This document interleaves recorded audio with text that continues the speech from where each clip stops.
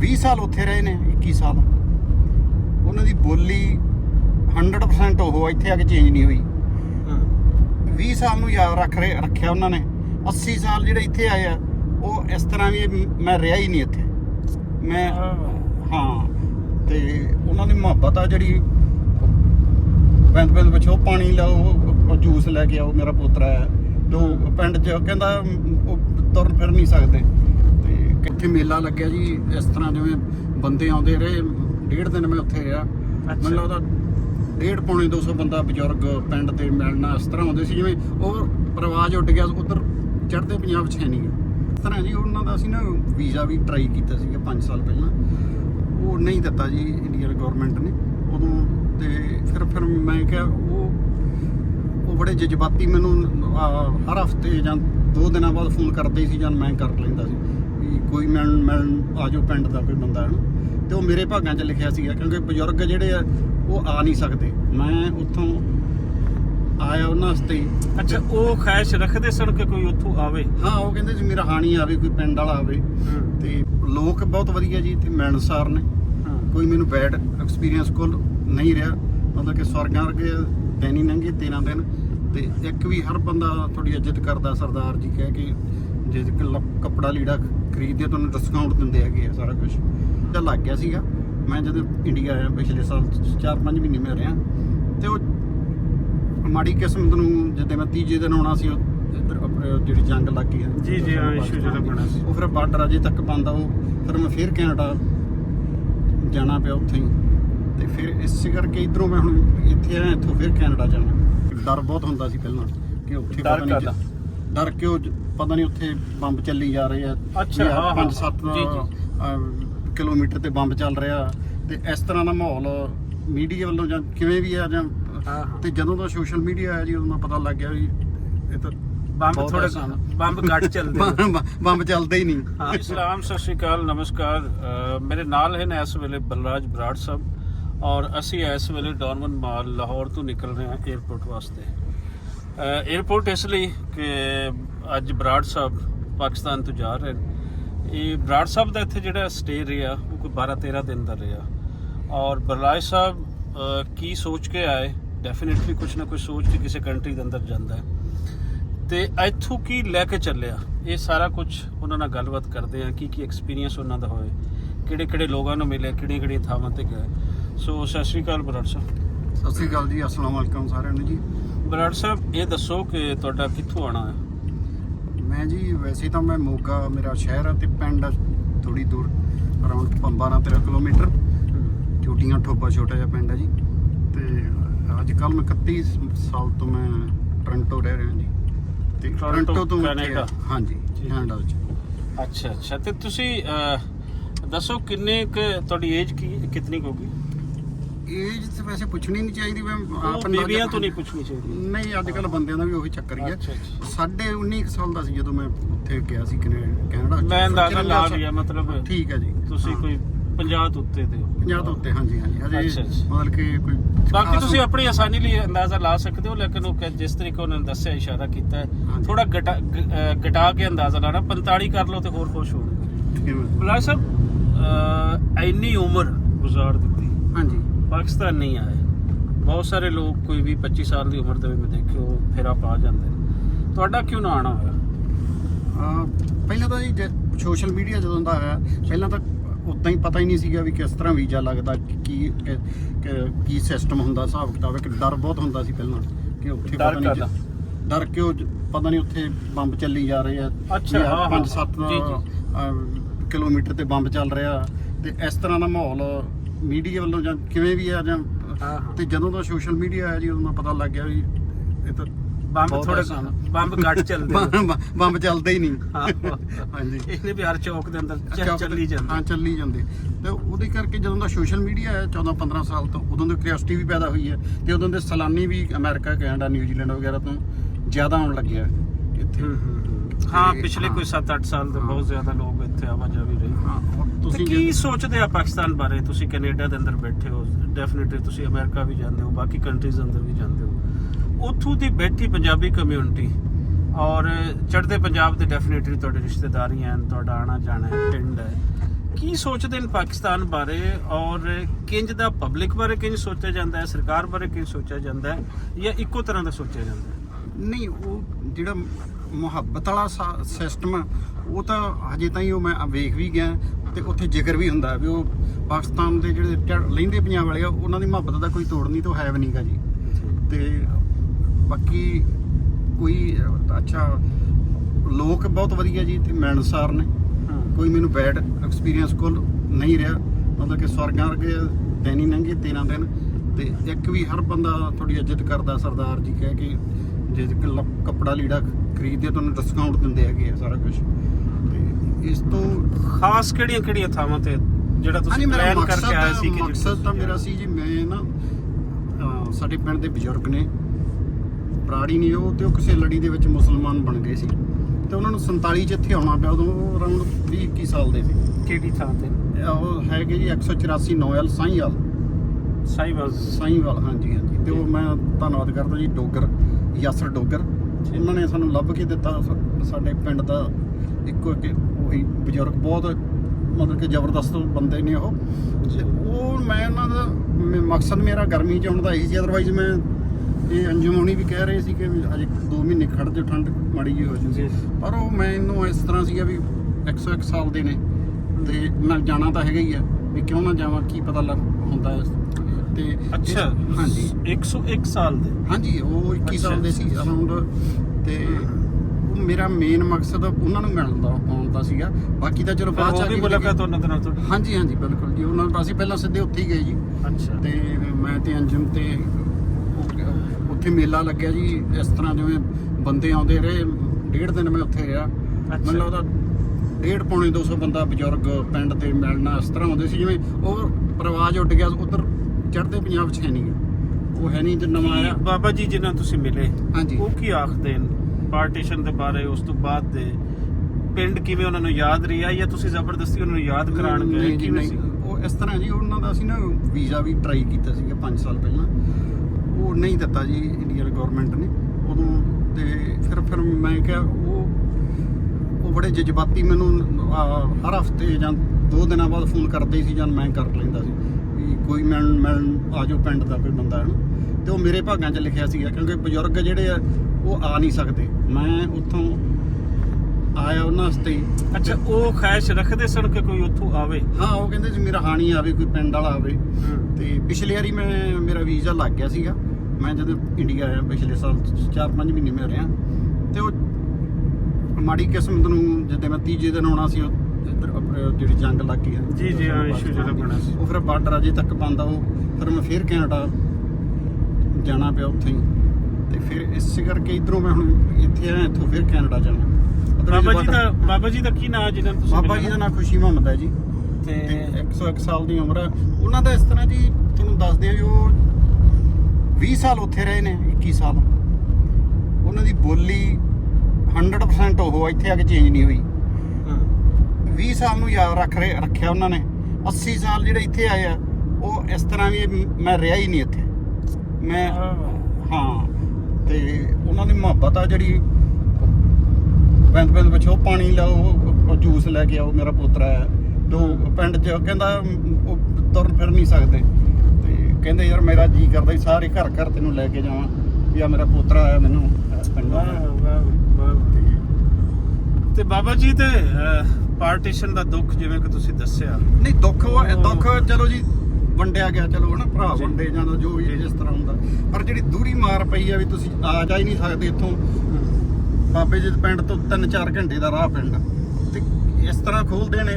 ਬਹੁਤ ਵੱਡਾ ਜਿਹੜਾ ਦੁਖਾਂਤ ਹੈ ਇਹ ਵੀ ਹੈ ਨਾ। ਹਾਂਜੀ, ਕਿ ਮੁਲਕ ਤੋਂ ਚਲੋ ਵੰਡਿਆ ਗਿਆ, ਪੰਜਾਬ ਚਲੋ ਵੰਡੇ ਗਏ, ਕਿੰਨੇ ਹੁੰਦੇ ਹਨ ਅੱਡ ਹੋ ਗਏ, ਲੇਕਿਨ ਆਣਾ ਜਾਣਾ ਜਿਹੜਾ ਬੰਦ ਕਰ ਦਿੱਤਾ। ਜਿਹੜੇ ਜੰਮੇ ਜਾਏ ਉੱਥੇ ਉਹਨਾਂ ਨੂੰ ਉਹ ਥਾਵਾਂ ਨਹੀਂ ਵੇਖ ਪਾਏ, ਅਗਲੀਆਂ ਨਹੀਂ ਤਰਸਦੇ ਹੀ ਮਰ ਗਏ। ਉਹਨਾਂ ਤੇ ਦੂਰੀ ਮਾਰ ਪਈ ਹੈ, ਕਿਉਂਕਿ ਉਹ ਚੀਜ਼ ਵੀ ਨਹੀਂ ਬਣੀ ਉੱਥੇ। ਜਿੰਨੀ ਜ਼ਮੀਨ ਸੀ ਉਹਨਾਂ ਦੀ ਉਹ ਵੀ ਘੱਟ ਮਿਲੀ। ਬਰਾੜ ਸਾਹਿਬ ਇਹੀ ਤੇ ਅਸੀਂ ਬਹੁਤ ਜ਼ਿਆਦਾ ਇਸ ਚੀਜ਼ ਤੇ ਫੋਕਸ ਕਰਨੇ ਆ। ਹਾਂਜੀ, ਕਿ ਬਾਰਡਰ ਬੰਦ ਨਹੀਂ ਹੋਣੇ ਚਾਹੀਦੇ, ਸਾਰੇ ਮਸਲੇ ਹੱਲ ਹੋ ਸਕਦੇ ਨੇ।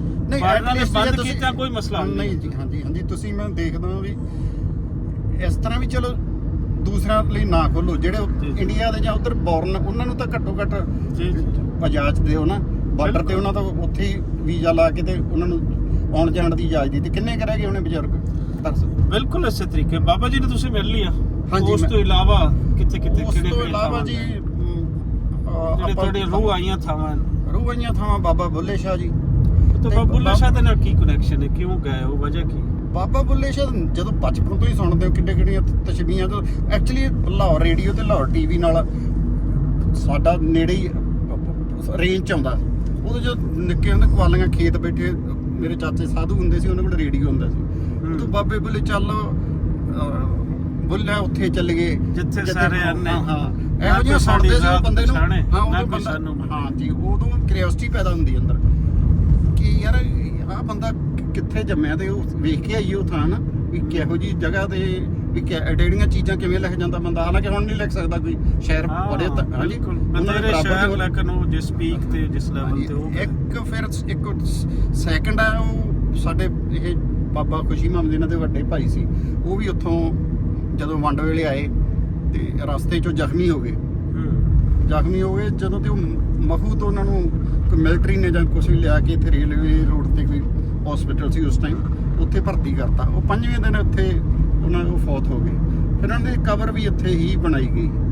ਇੱਥੇ ਕਸੂਰ ਤੇ ਉਹ ਸਾਡੇ ਪਿੰਡ ਦੀ ਮਿੱਟੀ ਨਾਲ ਰਿਸ਼ਤਾ ਅਸੀਂ ਕਸੂਰ ਵਾਲੇ ਨੂੰ ਕਹਿ ਸਕਦੇ ਹਾਂ ਯਾਰ। ਸਾਡਾ ਤੁਹਾਡੇ ਦੁੱਗਣੇ ਰਿਸ਼ਤੇ ਆ ਜੀ। ਬੁੱਲੇ ਸ਼ਾਹ ਦਾ ਵੀ ਤੇ ਇੱਕੋ ਬਜ਼ੁਰਗਾਂ ਦਾ। ਹਾਂਜੀ ਹੋਰ ਵਾਰਿਸ ਸ਼ਾਹ ਦੀ ਦਰਗਾਹ ਤੇ ਵੀ ਗਏ। ਬਾਬੇ ਵਾਰਿਸ ਸ਼ਾਹ ਦੇ ਗਏ ਜੀ ਉੱਥੇ। ਤੇ ਵਾਰਿਸ ਸ਼ਾਹ ਨੂੰ ਕੀ ਸਮਝਿਆ ਜਾਂਦਾ? ਵਾਰਿਸ ਸ਼ਾਹ ਦਾ ਤੁਹਾਨੂੰ ਉਹ ਕਿਸ ਤਰੀਕੇ ਦੇ ਨਾਲ ਨਹੀਂ, ਉਹ ਮੈਂ ਕਿਉਰਿਓਸਿਟੀ ਤੁਹਾਨੂੰ ਦੱਸਦਾ। ਸਾਡੇ ਬਜ਼ੁਰਗ ਮੇਰੇ ਦਾਦਾ ਜੀ ਦੇ ਵੱਡੇ ਭਾਈ ਸੀਗੇ, ਉਹ ਕਿਤਾਬਾਂ ਕਤੂਬਾਂ ਬਹੁਤ ਪੜ੍ਹਦੇ, ਜਿੱਥੋਂ ਮੈਨੂੰ ਉਹਨਾਂ ਨੂੰ ਸ਼ੌਂਕ ਪਿਆ। ਉਹ ਬਜ਼ੁਰਗ ਬੈਠੇ ਹੁੰਦੇ ਸੀ 8-10 ਜਣੇ, ਉਹਨਾਂ ਨੇ ਕੋਈ ਨਾ ਕੋਈ ਕਿਤਾਬ ਦੇ ਦੇਣੀ ਵੀ ਆਹ ਪੜ੍ਹ ਕੇ ਉਹਨਾਂ ਦੀ ਨਿਗਾਹ ਘੱਟ ਹੋ ਗਈ ਸੀ। ਉਹਨਾਂ ਮੈਨੂੰ ਵਾਰੀ-ਵਾਰੀ 1 ਰੁਪਈਆ ਦਿੰਦੇ ਹੁੰਦੇ ਸੀ। ਤੇ ਉਹ ਮੈਨੂੰ ਹੁਣ ਕੀ ਉਦੋਂ ਹੁੰਦਾ ਬੱਚੇ ਨੂੰ ਪਤਾ 5ਵੀਂ-6ਵੀਂ ਵਾਲੇ ਨੂੰ ਵੀ ਕੌਣ ਵਾਰਿਸ ਸ਼ਾਹ ਤੇ ਕੌਣ ਹੀਰ ਤੇ ਕੀ। ਉਦੋਂ ਫਿਰ ਜਦੋਂ ਇਹੋ ਜਿਹੇ ਲਫ਼ਜ਼ ਸਰੂਰੀ ਲਫ਼ਜ਼ ਆਉਣੇ ਕਿ ਤੁਸੀਂ ਬੀਜਿਆ ਭੁੱਜਿਆ ਦਾਣਿਆਂ ਨੂੰ, ਉਹਨਾਂ ਨੇ ਕਿਹਾ ਵਾਹ ਇਹਨੂੰ ਫੇਰ ਸੁਣਾ। ਤੇ ਉਹ ਮੈਨੂੰ ਕਿਉਰਿਓਸਿਟੀ ਪੈਦਾ। ਪਹਿਲਾਂ ਤਾਂ ਇਹ ਹੁੰਦਾ ਸੀ ਯਾਰ ਦਵਾ ਛੇਤੀ ਖਤਮ ਕਰੀਏ ਤੇ ਰੁਪਈਆ ਮਿਲੂਗਾ ਤੇ ਹੱਟੀ ਤੋਂ ਕੁਛ ਖਾਣ ਪੀਣ ਨੂੰ ਉਹ ਜਦੋਂ ਉਹ ਕਿਉਰਿਓਸਿਟੀ ਪੈਦਾ ਹੋ ਗਈ ਜਦੋਂ ਕਰ ਮੈਂ ਕਿਹਾ ਯਾਰ ਕੀ ਆ ਜਿਹੜਾ ਇਹਨਾਂ ਨੂੰ ਸਰੂਰ ਆਉਂਦਾ ਇਸ ਚੀਜ਼ ਤੋਂ। ਤੇ ਫਿਰ ਉਦੋਂ ਮੈਂ ਫਿਰ ਅਖੀਰ ਪੜ੍ਹਨ ਲੱਗ ਗਿਆ। ਉਹ ਮੈਨੂੰ ਅਖੀਰ ਤੇ ਨਹੀਂ ਪੜ੍ਹਨ ਦਿੰਦੇ, ਪਤਾ ਨਹੀਂ ਇੱਥੇ ਵੀ ਹੈਗਾ ਰਿਵਾਜ, ਅਖੀਰਲੇ ਸਫਾ ਨਹੀਂ ਪੜ੍ਹਨ ਦਿੰਦੇ। ਕਹਿੰਦੇ ਜਿਹੜਾ ਹੁੰਦਾ ਨਾ ਪੂਰੀ ਹੀਰ ਪੜ੍ਹਨ ਨਾਲ ਸਾਧ ਫਕੀਰ ਹੋ ਜਾਂਦਾ। ਉਹ ਹੁਣ ਕਹੀਦਾ ਵੀ ਯਾਰ ਪੜ੍ਹ ਹੀ ਲੈਂਦੇ, ਸ਼ਾਇਦ ਤੁਸੀਂ ਦੁਨੀਆਦਾਰੀ ਤੋਂ ਆਊਟ ਹੋ ਜਾਂਦੇ ਹਨਾ। ਕੀ ਬੰਦਾ ਬਣ ਕੇ ਵਾਰਿਸ ਸ਼ਾਹ ਦੇ ਬਾਰੇ ਮੀਆਂ ਮੁਹੰਮਦ ਬਖਸ਼ ਫਰਮਾ ਗਏ ਕਿ ਵਾਰਿਸ ਸ਼ਾਹ ਸੁਖਨ ਦਾ ਵਾਰਿਸ।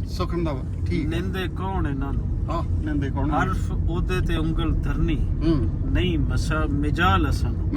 ਹਾਂਜੀ ਬਹੁਤ ਵੱਡੀ ਸ਼ਖਸੀਅਤ ਹੈ ਨਾ। ਜਦੋਂ ਵੀ ਤੁਸੀਂ ਆਓ ਤੇ ਵਾਰਿਸ ਸ਼ਾਹ ਦੀ ਦਰਗਾਹ ਤੇ, ਬੁੱਲੇ ਸ਼ਾਹ ਦੀ ਦਰਗਾਹ ਤੇ। ਹਾਂਜੀ ਇੱਕ ਹੋਰ ਜਿਹੜਾ ਹੈ ਕਿ ਸ਼ਾਹ ਹੁਸੈਨ ਦੀ ਦਰਗਾਹ ਤੇ ਬਹੁਤ ਘੱਟ ਲੋਕ ਜਾਂਦੇ ਨੇ। ਹਾਂਜੀ ਸ਼ਾਹ ਹੁਸੈਨ ਦੀ ਦਰਗਾਹ ਤੇ ਵੀ ਜਾਣਾ ਚਾਹੀਦਾ ਹੈ।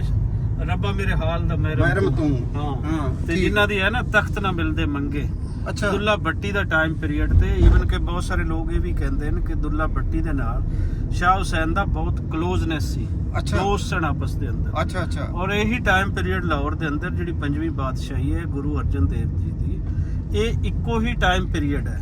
ਅੱਛਾ ਜੀ। ਔਰ ਇੱਕੋ ਤਰ੍ਹਾਂ ਦੀ ਹੀ ਇਹਨਾਂ ਦੀ ਰੈਜ਼ਿਸਟੈਂਸ ਜਿਹੜੀ ਸੀ ਉਹ ਆ ਰਹੀ ਸੀ, ਕਿਸਾਨੀ ਦੀ ਔਰ ਇਹ ਸਾਰਾ ਕੁਝ ਨਾ। ਅੱਛਾ ਜੀ। ਸੋ ਸ਼ਾਹ ਹੁਸੈਨ ਦੀ ਦਰਗਾਹ ਤੇ ਉਹ ਜਾਣਾ ਚਾਹੀਦਾ ਸਾਰੇ ਦੋਸਤਾਂ ਨੂੰ। ਅੱਗੇ ਟੁਰਦੇ ਹਾਂ। ਇੱਕ ਤਾਂ ਮੈਂ ਦੱਸਦਾ ਜਾਵਾਂ ਜੀ, ਇਹ ਸਾਰੀਆਂ ਇਹਨਾਂ ਦੇ ਡਿਟੇਲ ਵਿਜ਼ਿਟ ਦੀਆਂ ਵੀਡੀਓਜ਼ ਤੁਸੀਂ ਅੰਜਮ ਗਿੱਲ ਦੇ YouTube ਚੈਨਲ ਤੋਂ ਦੇਖ ਸਕਦੇ ਹੋ, ਕਿਉਂਕਿ ਡੇਲੀ ਨਾਲ ਰਹੇ ਅੰਜਮ ਜੀ। ਉਹਨਾਂ ਨੇ ਬਹੁਤ ਲੰਬਾ ਟਾਈਮ ਗੁਜ਼ਾਰਾ, 12-13 ਦਿਨ ਇਹਨਾਂ ਦੇ ਨਾਲ। ਸਾਰਾ ਇਹਨਾਂ ਦਾ ਵਿਜ਼ਿਟ, ਇਹ ਬਾਬਾ ਜੀ ਦੀ ਜਿਹੜੀ ਸਟੋਰੀ ਹੈ ਤੁਸੀਂ ਉਸ ਚੈਨਲ ਤੇ ਜਾ ਕੇ ਦੇਖ ਸਕਦੇ ਹੋ।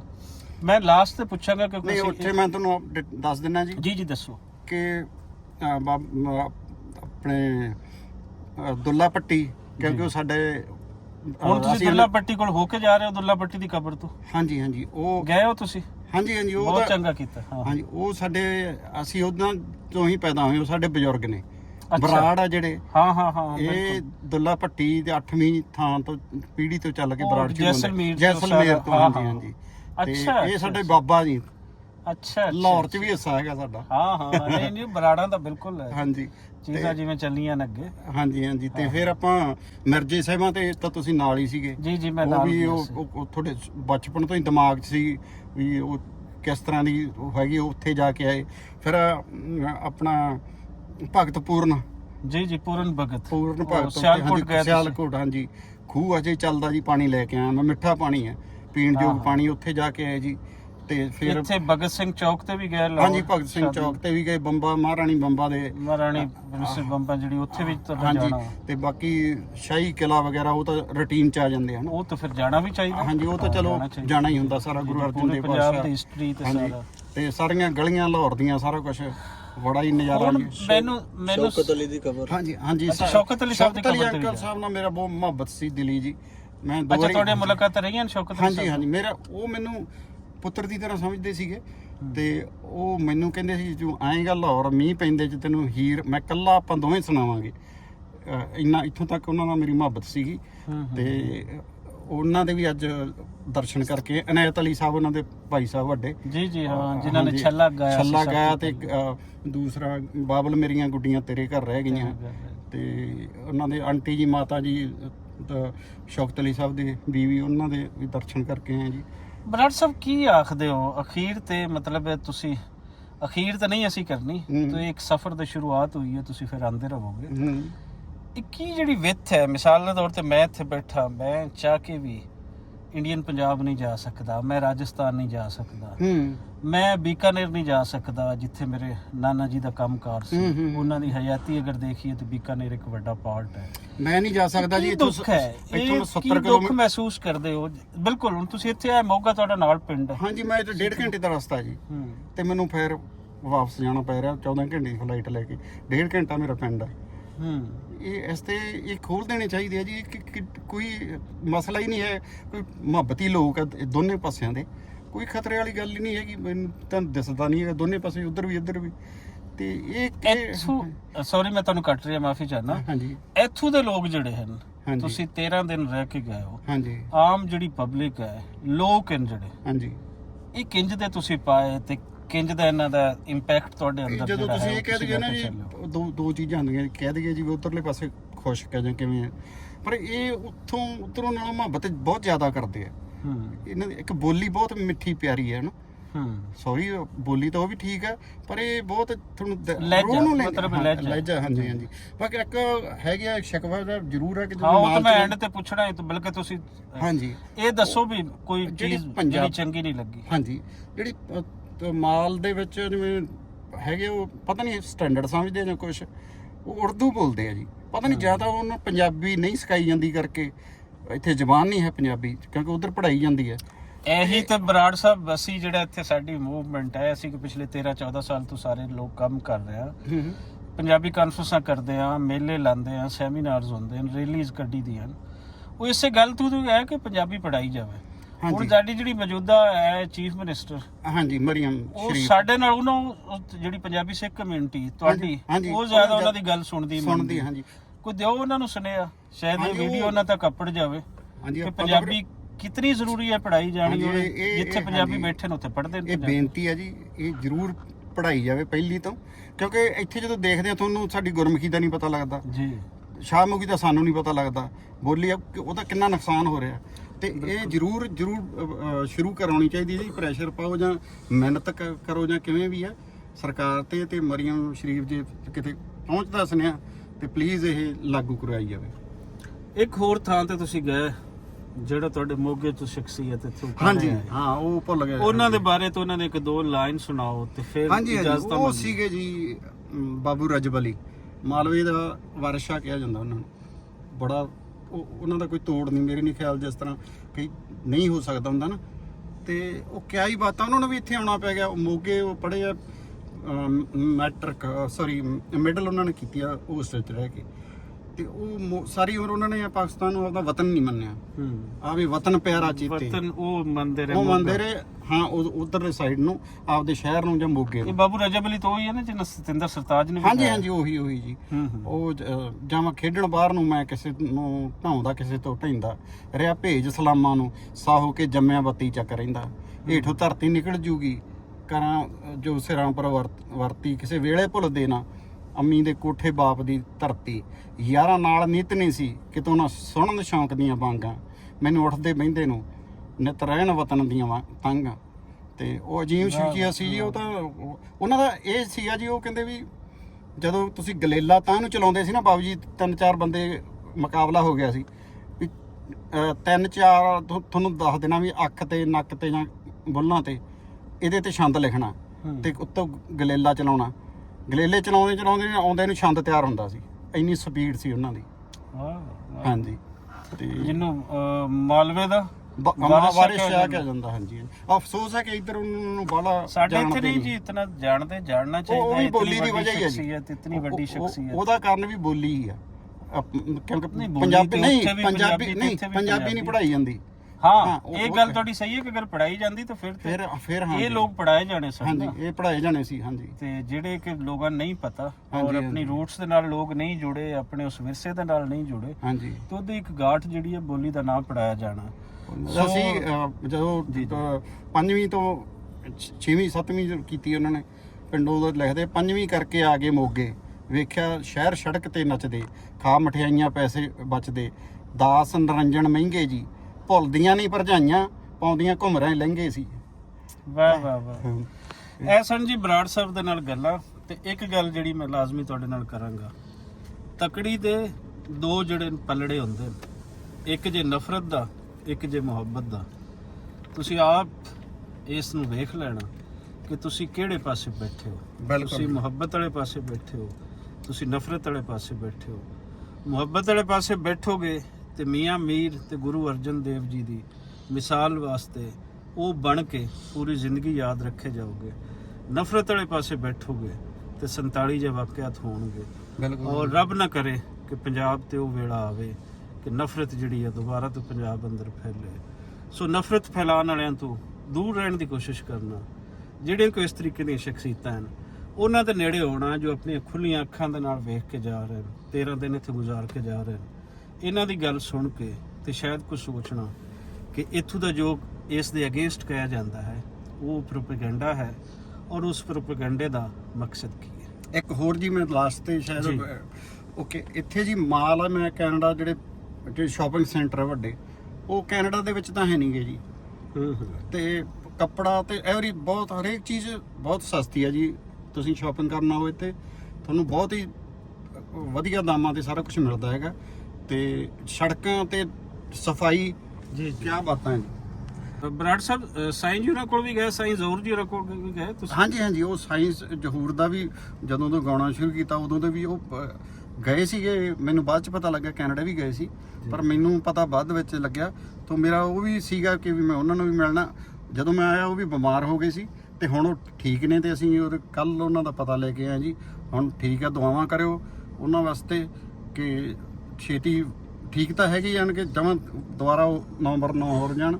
ਤੇ ਬਾਕੀ ਮੇਰਾ ਕਰੇ ਰੱਬ।